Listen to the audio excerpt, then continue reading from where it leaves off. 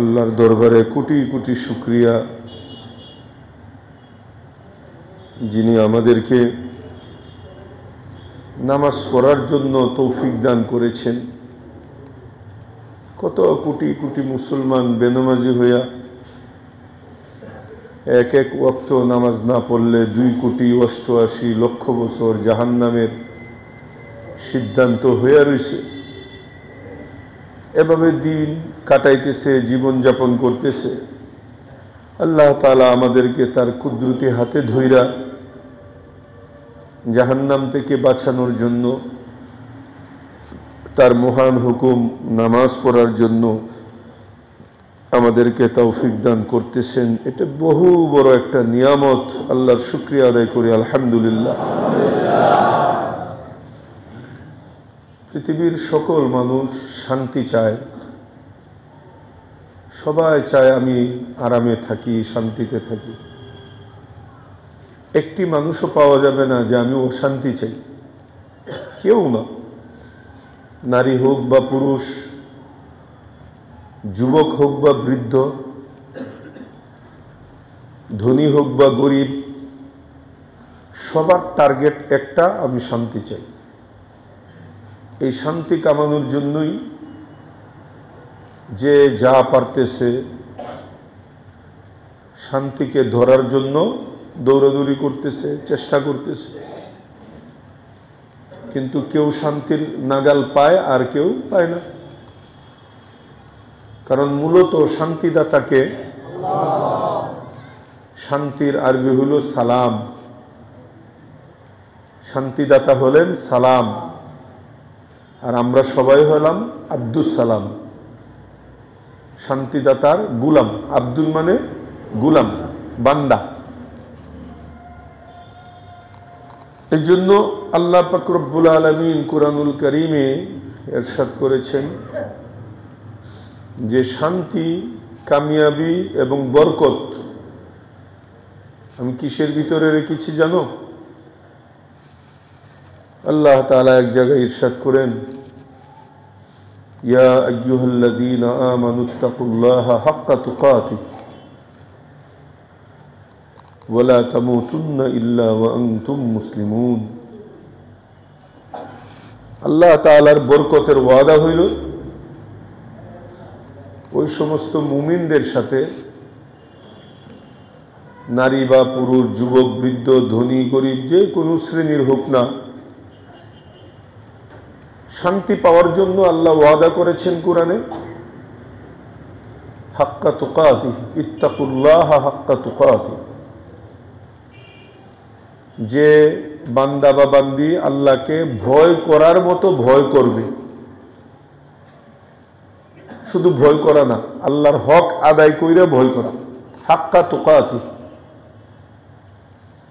আল্লাহকে যে রকম ভয় করার দরকার এরকম যারা নাকি ভয় করবে। এরপরে বলতেছেন ওয়ালা তামুতুন্না ইল্লা ওয়া আনতুম মুসলিমুন, তোমরা পাক্কা মুসলমান না হইয়া কবরে এসো না, তাহলে কিন্তু অশান্তির দ্বার খুলে যাবে, শান্তি পাবা না। ভাই দুনিয়া আর কয়দিনের, এই আসি এই নেই। যে চলে গেছে সে বুঝতেছে কি হারাইছে, আর আমরা যারা আছি আমরা অবমূল্যায়ন করতেছি এই হায়াতের। একথা আল্লাহ রাসূল সাল্লাল্লাহু আলাইহি সাল্লাম হাদিস শরীফে ইরশাদ করেছেন, নি'মাতানে মাগবুনুন ফীহিমা কাসীরুম মিনান নাস,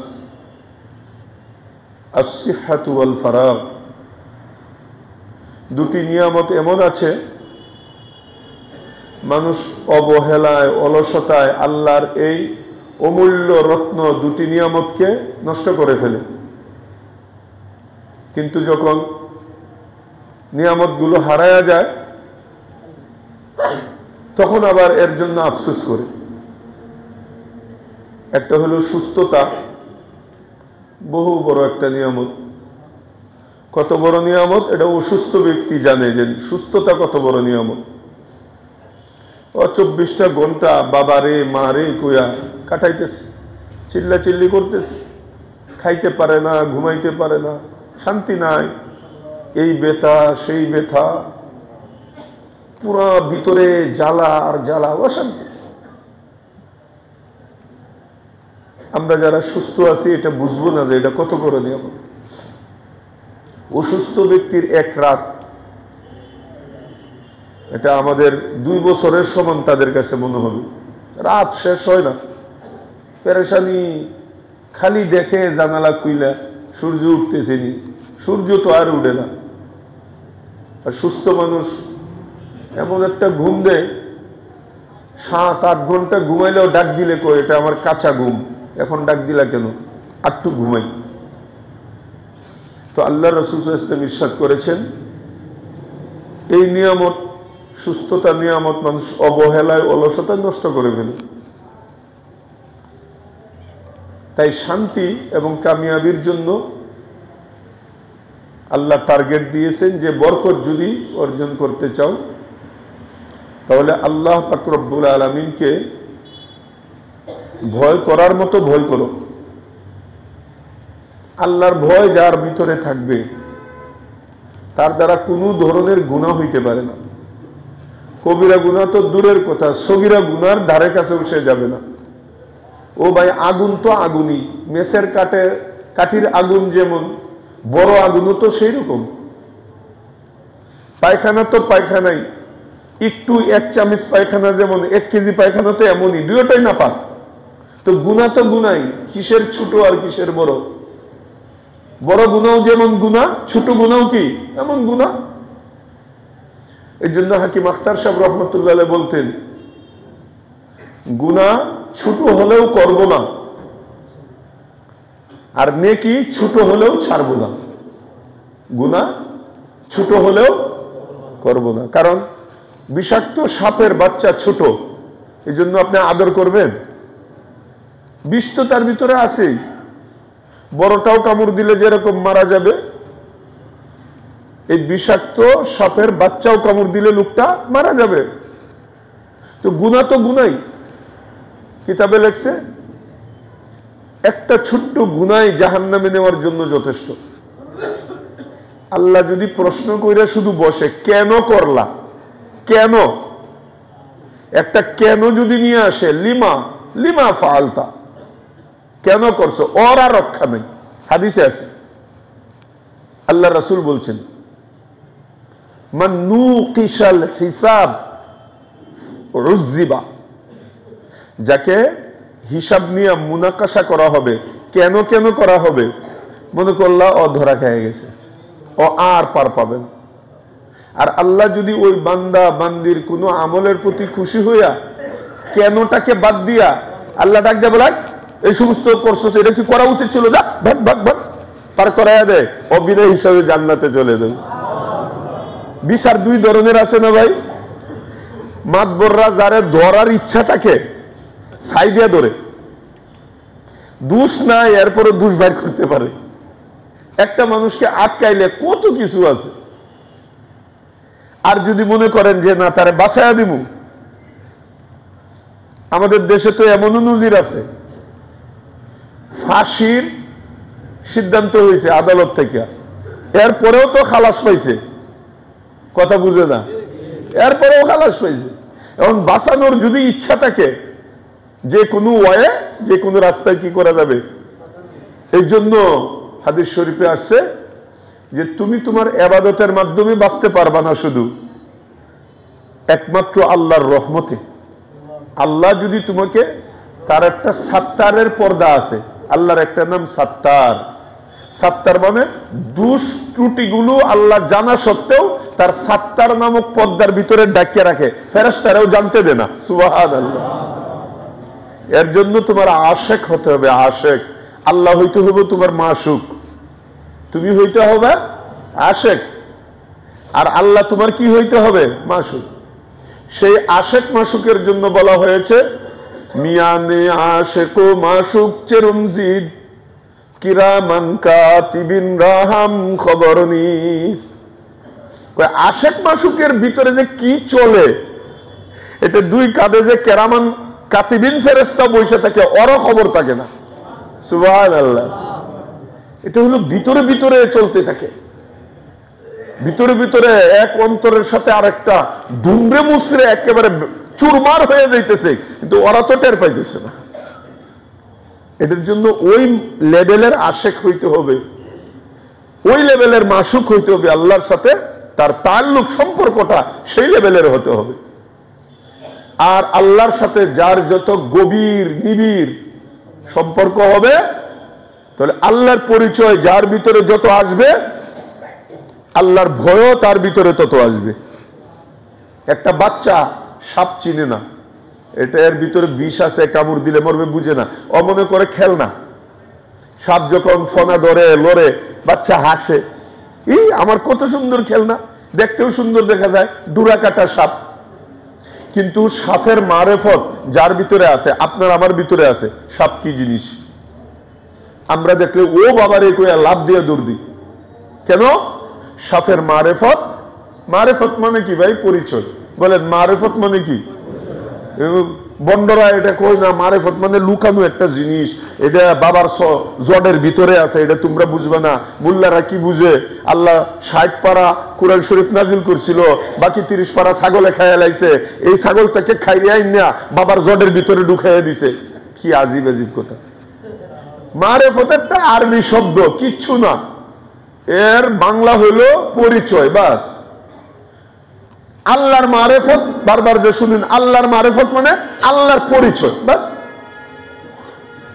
আল্লাহর পরিচয় যার কাছে যত বেশি স্পষ্ট হবে, আল্লাহ যে কত বড় ক্ষমতাধর, আল্লাহ কত বড় শক্তিশালী, আল্লাহর জেলখানা কত কঠোর, আল্লাহর জান্নাত কত সুন্দর মজাদার, আল্লাহর মারেফত আপনার আমার কাছে যত প্রতিস্ফুটিত হবে, আয়নার মতো পরিষ্কার হবে, তো আল্লাহর প্রতি আপনার আমার ভয় এবং আশা তত বেশি আপনার আমার দিলের মধ্যে জমবে।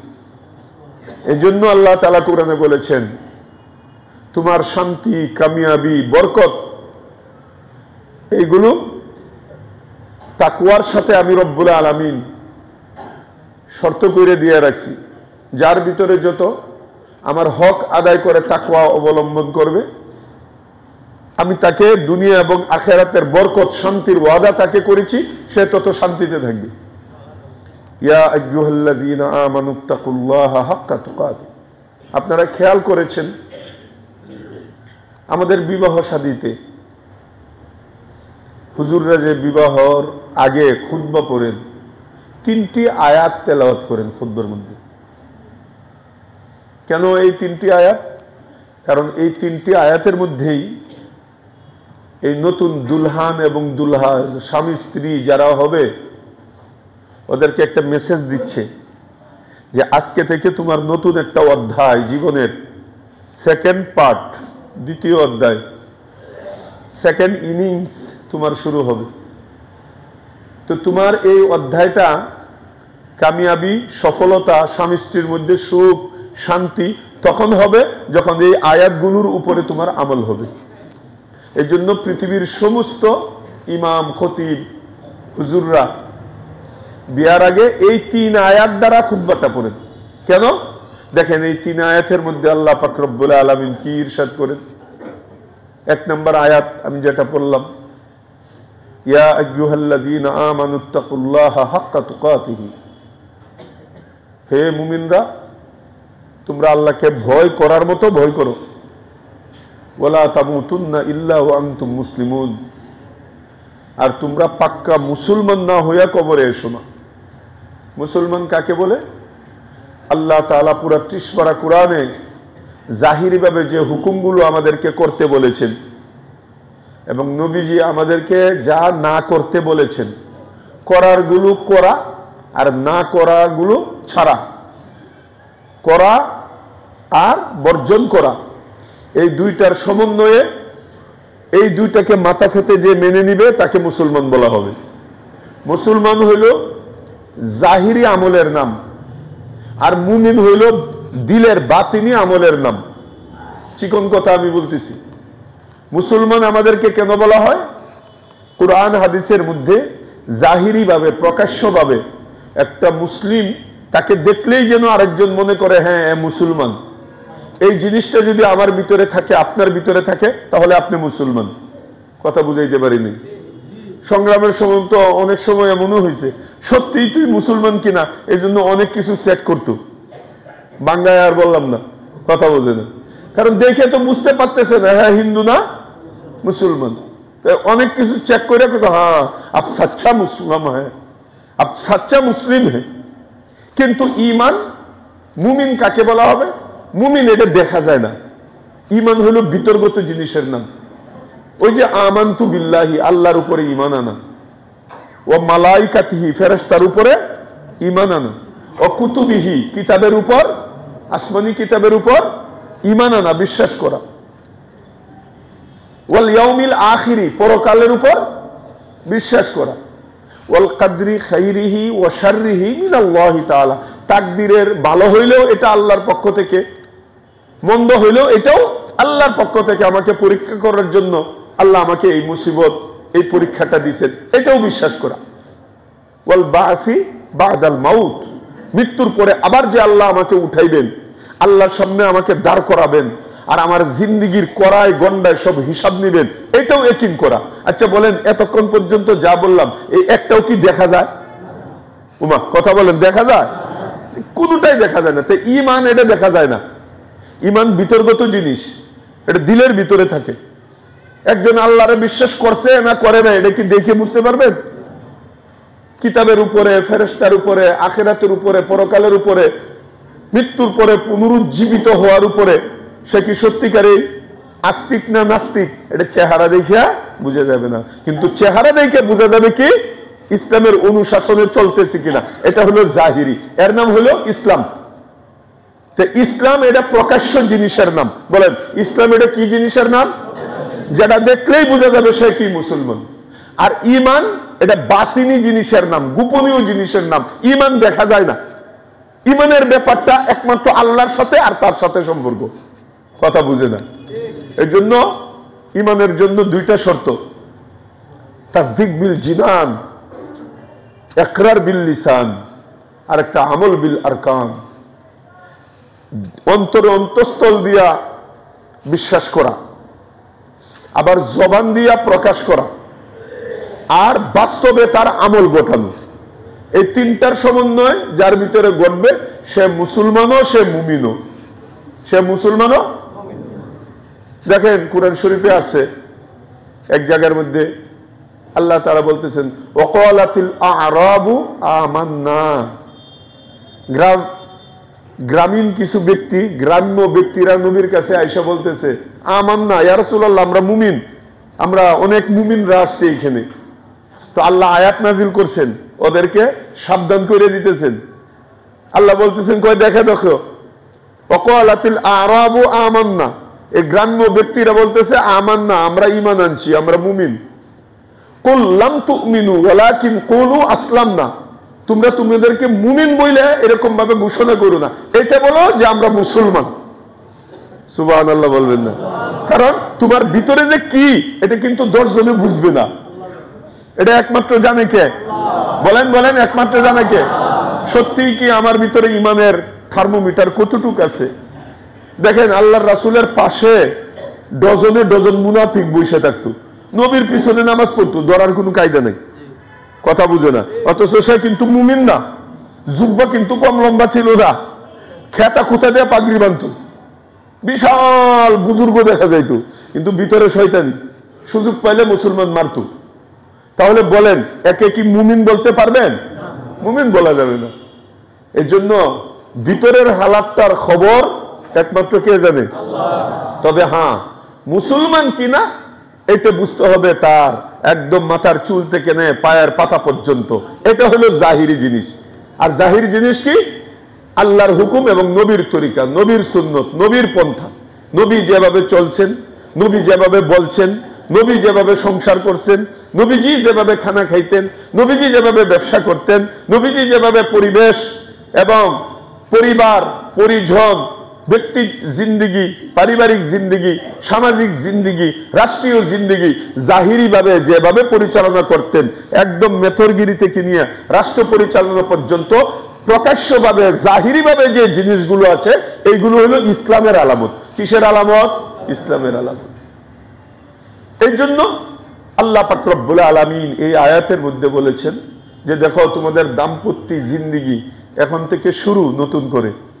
এই জন্য তোমরা তোমাদের জীবনটাকে বরকতময় করতে হলে হাক্কা তুকাতিহি, তুমি অন্তর দিয়া আল্লাহকে ভয় করার মতো করো।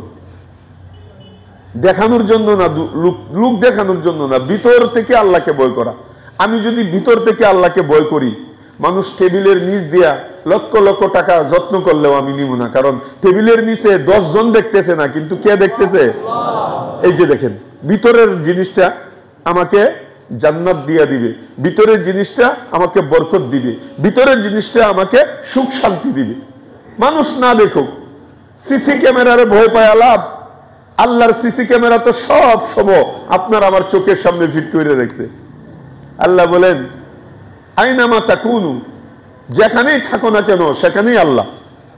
তো এইটা যদি আমার ভিতরে সত্যিকারে সেভ করি, তাহলে তো আমি গোপনেও আমি গুনাহ করতে পারবো না, কারণ আল্লাহ আমাকে দেখতেছে।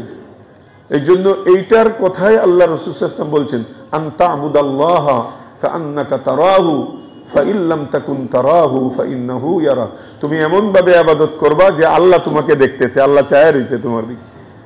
আর যদি এই পর্যন্ত মুরাকাবা করে যাইতে না পারো, কমপক্ষে এতটুকু তুমি মুরাকাবা করতে হবে যে আল্লাহ পাক রব্বুল আলামিন 24টা ঘন্টা তোমার নাকের দিকে তাকায় আছে। তুমি যদি আল্লাহকে না দেখতে পাও, কমপক্ষে আল্লাহ তো তোমাকে দেখতেছে। এই জন্য মুআজ্জাজ হাজিরিন, 1 নম্বর আয়াত খুতবার মধ্যে এইটা পড়ানো হয়, ইয়া আইয়ুহাল্লাযীনা আমানুত্তাকুল্লাহা হাক্কা তুকাতিহি ওয়া লা তামুতুন্না ইল্লা ওয়া আনতুম মুসলিমুন। মুসলমান হইয়া কবরে আইসো। দ্বিতীয় আয়াত পড়ানো হয়, ইয়া আইয়ুহান নাসুত্তাকু রাব্বাকুমুল্লাযী খালাকাকুম মিন নাফসিন ওয়াহিদা ওয়া খালাকা মিনহা যাওজাহা ওয়া বাসসা মিনহুমা রিজালান কাসীরান ওয়া নিসাআ ওয়াত্তাকুল্লাহাল্লাযী তাসাআলুনা বিহি ওয়াল আরহাম ইন্নাল্লাহা কানা আলাইকুম রাকীবা। অর্থ হইল, ও হে দুনিয়ার মানুষ, এখন মুমিন বলে নাই, সকলকে বলছে, ইয়া আইয়ুহান নাস ইত্তাকু রাব্বাকুম, তোমরা ওই প্রভুকে ভয় করো, আল্লাযী খলাকাকুম মিন নাফসিন ওয়াহিদা, যিনি তোমাদের পৃথিবীর সকলকে এক মানুষের ভিতর থেকে বের করছেন। বাবা আদম আলাইহিস সালাম পৃথিবীতে একজন ছিলেন, ও খলাকা মিনহা যাওজাহা, আর তার থেকে তার স্ত্রীকে বের করছেন। বাম পাজরের হাড্ডি থেকে আদম আলাইহিস সালামের মা হাওয়া আলাইহিস সালামকে বের করছে। এই সংসার শুরু, হাবিল কাবিল হইল, মেয়ে ছেলে হওয়া আরম্ভ করলো। আদম আলাইহিস সালামের শরীয়তে জায়েজ ছিল আপন ভাই আপন বোনকে বিবাহ করা, এটা উনার শরীয়তের জন্য জায়েজ। তখন তো এছাড়া আর কোনো ওয়ায়ে ছিল না, চাচাতো বোন ছিল না, খালাতো ভাই বোন ছিল না। তো আল্লাহ তাআলার মাকসাদ হলো দুনিয়াটা ভরবে মানুষ দিয়া, আপনাকে আমাকে দিয়া। তো ভরার জন্য তো একটা সিস্টেম লাগবে। এর জন্য আদম আলাইহিস সালামের শরীয়তে ওইটা জায়েজ ছিল কি, আপন ভাই আপন বোনকে কি করা, বিবাহ করা। এই যে শুরু হয়ে গেল গা, বাচ্চা পয়দা হওয়া আরম্ভ হইলো। এই হইতে হইতে আপনি আমি বের হইলাম, সুবহানাল্লাহ। তো আপনার আমার আসল আব্বা হইলেন কে? আদম আলাইহিস সালাম। আমাদের পূর্বপুরুষ আসল আম্মাকে হাওয়া আলাইহিস সালাতু ওয়াস সালাম। তা আল্লাহ এই কথাই বলতেছেন যে ওয়াবাসসা মিনহুমা রিজালান কাসীরান ওয়া নিসাআ, এরপরে এই দুইজনের কাছ থেকে, দুইজনের ভিতর থেকে অসংখ্য অগণিত ছেলে মেয়ে আমি বের করতে আরম্ভ করলাম। আস্তে আস্তে তোমাদের জিন্দেগি পর্যন্ত আসলো, রিজালান কাসীরান ওয়া নিসাআ। আবার বলতেছে ওয়াত্তাকুল্লাহ, আল্লাহকে ভয় করো। দেখেন এই আয়াতের শুরুতেও বলছে আল্লাহকে ভয় করো, হে মানুষ তোমরা আল্লাহকে ভয় করো। আবার এখানে বলতেছে আল্লাহকে ভয় করো, ওয়াত্তাকুল্লাহাল্লাযী তাসাআলুনা বিহি, ওই আল্লাহকে ভয় করো যে আল্লাহর নাম নিয়া, উসিলা নিয়া তোমরা মানুষের কাছে সওয়াল করো, হাত পাতো। দেখবো আল্লাহর রস্তে দেন, কি বলে আল্লাহর রস্তে দেন। আল্লাহর নামটা আগে নিয়া মানুষের কাছে হাত পাতো, মানুষের কাছে একটা কথা বলো। আমরাও যখন আপনাদেরকে বলি আল্লাহকে খুশি করার জন্য ভাই মসজিদে দেন, এটাই তো বলি, নাকি আমাদেরকে খুশি করার জন্য? আল্লাহকে খুশি করার জন্য 1 টাকা দেই বা 1 লাখ টাকা দেই, এটা কার জন্য? আল্লাহর জন্য। তো এই কথাই আল্লাহ বলতেছেন ওয়াত্তাকুল্লাহাল্লাযী তাসাআলুনা বিহি ওয়াল আরহাম, তোমরা ওই রবকে, আল্লাহকে তোমরা ভয় করো যার উসিলা দিয়ে তোমরা মানুষের কাছে হাত পাতো। ওয়াল আরহাম, এবং তোমরা আত্মীয়তা সম্পর্ক ছিন্ন করাকেও ভয় করো। এটা মারাত্মক একটা গুনাহ। আজকে তুমি গাড়িওয়ালা হইছো, বাড়িওয়ালা হইছো, মামুর বাড়িরে চিনো না গরিব দেখিয়া, চাচারে চিনো না তার টাকা নাই দেখিয়া, আজকে খালাকে আসতে না করো, একবার দাওয়াতও দেও না, অথচ খালা মার সমান, চাচা হইল বাবার সমান, ওদেরকে ভুলে গেছো। তুমি তোমার সন্তান নিয়ে খুব পোলাও, বিরিয়ানি, মুরগির রান আর কালো ভুনা নিয়ে তুমি জীবন কাটাইতেছো। তুমি ভয় করো ওয়াল আরহাম, তোমার এইগুলোর জবাব দিতে হবে। আল্লাহ তাআলা এক হাদিসের মধ্যে, হাদিসে কুদসিতে ইরশাদ করছেন যে আত্মীয়তা এটা আমি নিজেই, সুবহানাল্লাহ, যে আত্মীয়তা সম্পর্ক করলো সে আমার সাথে সম্পর্ক করলো, আর যে আত্মীয়তা ছেদ করলো সে আমাকে ছাইড়া দিল। কত বড় কথা! আত্মীয়তা আমি, আজীব কথা, আত্মীয়তা আমি। এর জন্য, কারণ আত্মীয় এটা কোথায় থেকে আসছে? আত্মা থেকে আসছে। বলেন আত্মীয় এটা কোথায় থেকে আসছে? আত্মা। আর আত্মার মালিককে বলেন, আত্মার মালিককে আল্লাহ। এই আত্মা থেকে আত্মীয়। যার আত্মার সাথে আত্মার মিল থাকবে না তার আত্মীয়তা নেই। যার ভিতরে মনুষ্যত্ব নাই তার মধ্যে আত্মীয়তা নেই। আর যার ভিতরে মনুষ্যত্ব আছে তার মধ্যে আত্মীয়তা আছে। মানুষ, আমরা ইনসান বলা হয়। ইনসান, ইনসান মানে মানুষ। ইনসান এটা উনসুন থেকে, উনসুন ধাতু থেকে নির্গত হয়েছে। উনস থেকে ইনসান। আর উনস মানে উনসিয়ত, ভালোবাসা, হৃদ্যতা, মোহব্বত, আত্মীয়তা। এক আত্মার সাথে আরেক আত্মার সম্পর্কের নাম হলো ইনসান। যদি তোমার ভিতরে আরেকজনের দয়া না থাকে, মায়া না থাকে, ভালোবাসা না থাকে, মোহব্বত না থাকে, তুমি মানুষ না। সুরতে মানুষ, কিন্তু সত্যিকারে তুমি মানুষ না। তুমি এই টাকাতে কি করবা যদি আরেকজনের পাশে না দাঁড়াইতে পারো? তুমি মানুষ না। ওমা সুমিয়াল ইনসানু ইল্লা লিউনসিহি, ইনসানকে ইনসান করে নামই রাখা হয়েছে, তার ভিতরে একটা উনসিয়ত থাকবে, ভ্রাতৃত্ববোধ থাকবে, মায়া থাকবে, দয়া থাকবে। অপরের দুঃখে এসে দুঃখী হবে, অন্যের সুখে এসে হাসবে, খুশি হবে। এটা যার ভিতরে আছে, এর চেয়ে সুখী মানুষ দুনিয়াতে আর কেউ নেই। ও ভাই, কোটি টাকার দরকার পড়ে না। আমি 10 টাকার মালিক, আমি 10 পয়সা দিয়ে যদি একজনের পাশে দাঁড়াইতে পারি, দেখবেন আপনার কলিজাটা খুব ভালো লাগবে, ঠান্ডা, মজাও লাগবে যে আমি একটা মনে হয় কাজ করছি। আর দেখবেন বস্তা ভরা টাকা, কত মানুষ খুন করে, খালি আপনি বলেন না, নাই নাই নাই, দেখবেন আপনারও অশান্তি, আপনারও শান্তি নাই নাই নাই, পেরেশানি আর পেরেশানি। এমন এমন সময় আসে, এই আত্মীয়রাই তো আপনার জানাজার পিছনে দাঁড়াবে ভাই। আপনি কবরে যাওয়ার পরে এই আত্মীয়রাই চোখ থেকে পানি ঝরাবে। আপনার টাকায় কিছু করবে না, আপনাকে বাড়ি গাড়ি কিছুই সাথে যাবে না। এই জন্য আমাদের বিশেষ করে নিকট আত্মীয় যারা আছে, এদের ব্যাপারে আল্লাহ রাসূল সাল্লাল্লাহু আলাইহি ওয়াসাল্লাম খুব কঠিন ভাবে হুকুম করেছেন তাদের সাথে সম্পর্ক বজায় রাখা। ও ভাই, মাসে 1 মিনিট একটু ফোন করেন না মামুর বাড়িতে, নানার বাড়িতে, দাদার বাড়িতে। 1 মিনিট, আপনার 1 মিনিটের ফোনে উনি খুশিতে আত্মহারা হয়ে যাবে। পুরো এলাকা সারাদিন বেড়াইবে, এই ঘরে যাবে, সেই ঘরে যাবে, আর আপনার কথাই বলবে, জানো আমাকে না ঢাকা থেকে ওকে ফোন করছে। 100 মানুষের কাছে বলবে, অথচ আপনার 1 টাকা শুধু খরচ হয়েছে। এর দ্বারা আল্লাহ খুশি হবে। এই জন্য ওয়াত্তাকুল্লাহাল্লাযী তাসাআলুনা বিহিল আরহাম, ওই শুরুতেই আল্লাহ তাআলা বিবাহর দিন শিখাইয়া দিছে যে এখন থেকে তোমার কিন্তু আত্মীয় বাড়লো। আরেকটা শ্বশুর বাড়ি, কথা বলে না, এই শ্বশুর বাড়ি পায়া বাপের বাড়ি বুঝলো না। আবার ওদের সাথেও তুমি এমন আচরণ করো না যারা আত্মীয়তা ছিন্নের কাতারের মধ্যে তুমি পড়ে যাও। সবার সাথে সমানভাবে খোঁজ খবর, যতটুকু তোমার তৌফিকে কুলায় তাদের পাশে দাঁড়ানো, না হলে কমপক্ষে কথা দিয়া তাদেরকে কুশল বিনিময় করা। ইদখালুস সুরুর ফি কলবিল মুমিনি সাদাকাতুন, আল্লাহ রাসূল সাল্লাল্লাহু আলাইহি ওয়াসাল্লাম ইরশাদ করেছেন যে খালি টাকা দিলেই সদকা হয়, লক্ষ কোটি টাকা দিয়া খরচ করলা এটাই খালি সদকা? কয় না। একজনের সাথে তুমি হাসি মুখে কথা বললা, এই হাসিটা দেওয়ার সাথে সাথে আল্লাহ তাআলা লক্ষ কোটি টাকা সদকা করার সব তোমার আমলনামায় লিখলো। আরেক হাদিসে আসছে ইদখালুস সুরুর ফি কলবিল মুমিনি সাদাকাতুন, এক মুমিনের অন্তরে তুমি যদি খুশি ঢুকাইতে পারো, আনন্দ ঢুকাইতে পারো, আল্লাহ তাআলা তোমাকে লক্ষ কোটি টাকা সদকা করার সব দিয়ে দিবে। দেখছেন কত সহজ ইসলাম, কত মজার ইসলাম। খালি আমরা মনে করি আমি টাকাওয়ালা হইলেই আমি মনে হয় সদকা, দান সদকা করবো না। আপনার সব জায়গার মধ্যে সদকার ওয়ে আছে, রাস্তা আছে।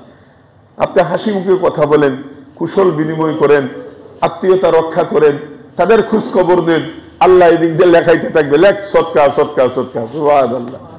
এই জন্য এই 2 নম্বর আয়াতটা খুতবার মধ্যে পড়ানো হয়। বসো, ওয়াত্তাকুল্লাহাল্লাযী তাসাআলুনা বিহি ওয়াল আরহাম।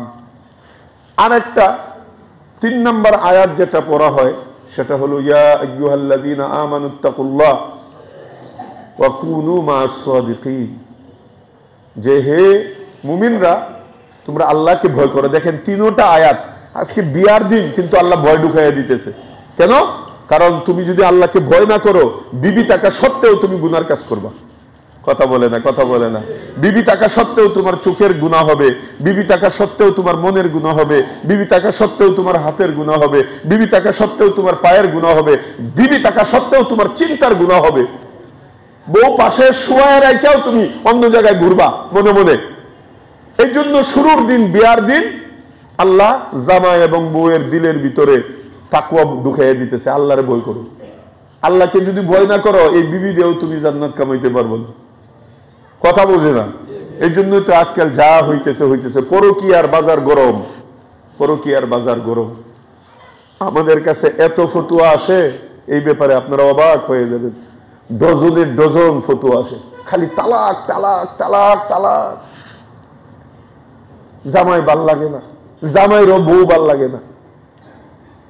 এই আমাদের সমাজের অধপতন কেন? ওই আল্লাহর এই কথা না মানার কারণে, ইত্তাকুল্লাহ না করার কারণে, আল্লাহর ভয় পুরুষের ভিতরেও না থাকার কারণে সেও পরকীয়া করতেছে। আর আল্লাহর ভয়, যেটা ওই বিয়ার দিন খুতবায় বলা হয়েছিল, মহিলার ভিতরেও না থাকার কারণে সেও 10 জনের সাথে সম্পর্ক করতেছে। কথা বলেন। আর এইগুলোর সবচেয়ে বড় শয়তানি মাধ্যম হলো মোবাইল। বাস, জামাই নাক দেখে ঘুমাইতেছে আর হে মেসেজ করে, এটা ঘুমাইতেছে, মরা মরা, আর কোনো দাম নাই, আমি আমুনে বা হয়ে গেল। চিন্তা করছে, এটা ঘুমাইতেছে জামাই বালিশের আরেক বালিশে। হিন থেকে বরিশাল কথা কয়, চিটাগাং কথা কয়, নোয়াখালী কথা কয়, পটুয়াখালী কথা কয়, দুনিয়া কথা কইতেছে, মেসেজে কথা কইতেছে। এইটা যে কত বড় ইহুদ নাসারাদের একটা ষড়যন্ত্র, মুসলমানের মুসলমানিত্ব নষ্ট করার জন্য। মুসলমান যেন মুসলমান হিসাবে জাহিরি ভাবেও না চলতে পারে, মুসলমান যেন মুমিন হিসাবে বাতিনি ভাবেও না চলতে পারে। ঈমান, ইখলাস সবগুলো বিধ্বংস করার জন্য একটা মোবাইল যথেষ্ট। কি নাই মোবাইলের মধ্যে? পুরা সিনেমা হল আছে, পুরা দুনিয়াটা আছে, আমেরিকা লন্ডন আছে। আপনি কি চান?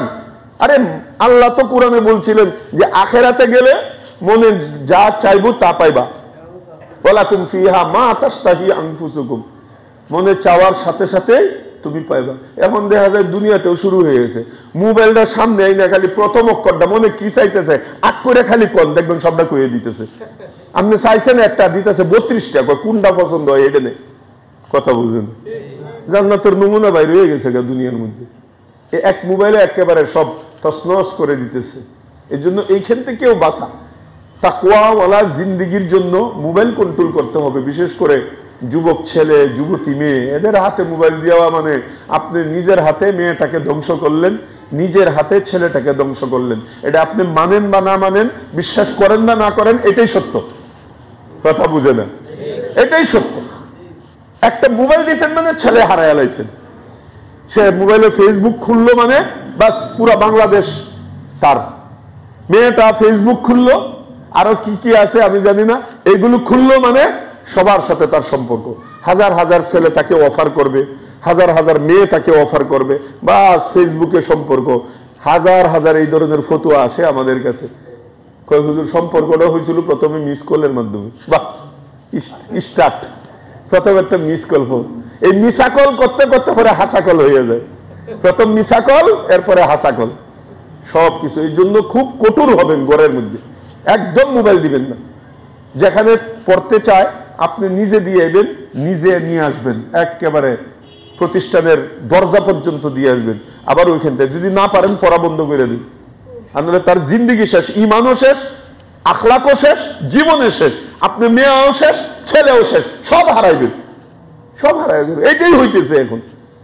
এই জন্য ওয়াত্তাকুল্লাহ, আল্লাহ তাআলা বলেছেন যে এই একটা জিনিস যদি কামাই করতে পারো, তাকওয়া, আল্লাহর ভয়, তাহলে সব কিছু ঠিক হয়ে যাবে, ভবিষ্যৎ জীবনও তোমার সুন্দরময় হয়ে যাবে। এই জন্য এই তিনটি আয়াত দ্বারা আল্লাহ তাআলা আমাদের দাম্পত্য জিন্দিগির শুরুতেই প্রত্যেকটা আয়াতের মধ্যে তাকওয়ার দাওয়াত দিয়েছেন। ইত্তাকুল্লাহ, ইত্তাকুল্লাহ, ইত্তাকুল্লাহ। কত সহজ আমাদের এই পরিবেশ এবং পরিবার এবং আমাদের এই সোসাইটিকে আল্লাহ তাআলা করে দিচ্ছেন তাকওয়ার মাধ্যমে। তাকওয়ার জিন্দিগির মতো আরামের জিন্দিগি আর কোথাও নাই। যে পরিবারের মধ্যে তাকওয়া আছে, এই পরিবারের মধ্যে কোনো ভুল বুঝাবুঝি নেই, কারণ ও ওকে সন্দেহই করবে না, কারণ সেও আল্লাহকে ভয় পায়, সেও আল্লাহকে ভয় পায়।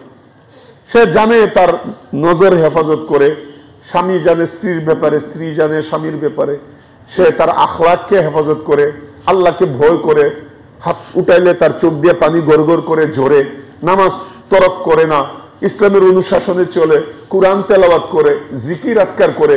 এগুলো যখন নাকি ঘরের মধ্যে পরিবেশ কায়েম হবে, আর একজন আরেকজনকে দেখে যখন শিখবে, তাকওয়াওয়ালা পরিবেশ যখন হবে, তখন এই ঘরের মধ্যে আর ভুল বুঝাবুঝি হবে না, কেউ কাহার উপরে সন্দেহ করবে না যে না আমার ভাই এটা করতে পারে না, আমার বোন এটা করতে পারে না, যে যত কথাই বলো আমার মা বাবা এরকম হইতে পারে না। তাদের ভিতরে একটা আস্থা আসবে, আর আস্থা আসলেই এটা শান্তির একটা পাথেয় আস্থা। এর জন্য মুআজ্জাজ হাজিরিন, আমাদের সর্ব ঊর্ধ্বে এবং সবচেয়ে গুরুত্বপূর্ণ পুরো কুরআন শরীফের মধ্যে যে কোনো খুতবা দেখবেন, যে কোনো খুতবার মধ্যে তাকওয়ার কথা, তাকওয়ার কথা, যে কোনো খুতবা। যারা উমরায় গেছেন, হজে গেছেন, প্রত্যেকটা খুতবার শুরুতেই ইত্তাকুল্লাহর যত আয়াত আছে সব পড়ে কাবা শরীফের ইমাম, ইত্তাকুল্লাহ।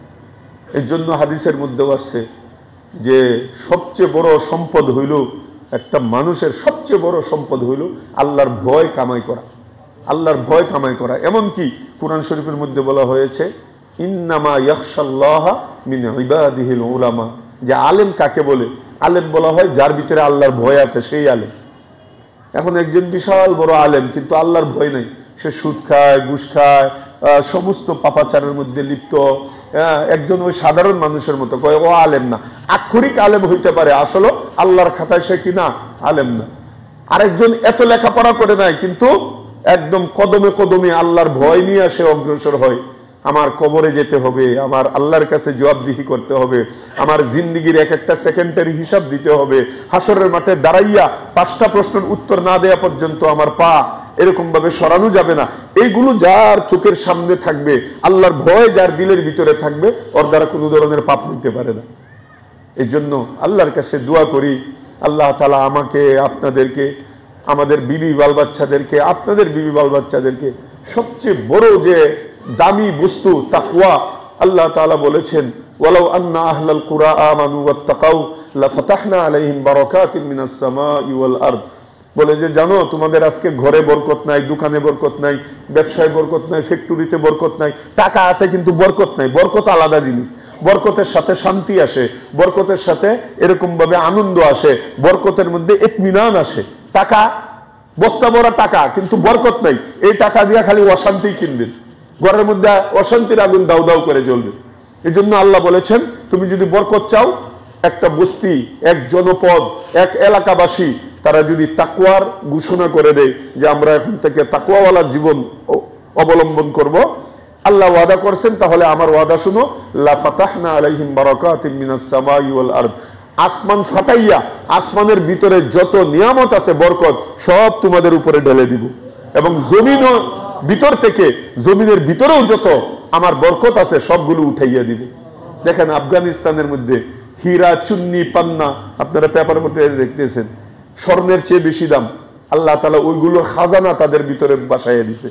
একটু একটু হীরা, চুন্নি, পান্না, কোটি কোটি টাকা দাম। এখন তাদের আমেরিকান ডলারের চেয়ে ওদের 1 টাকার মান বেশি আফগানিস্তানের, অথচ পৃথিবীর মধ্যে সবচেয়ে নিঃস্ব ছিল।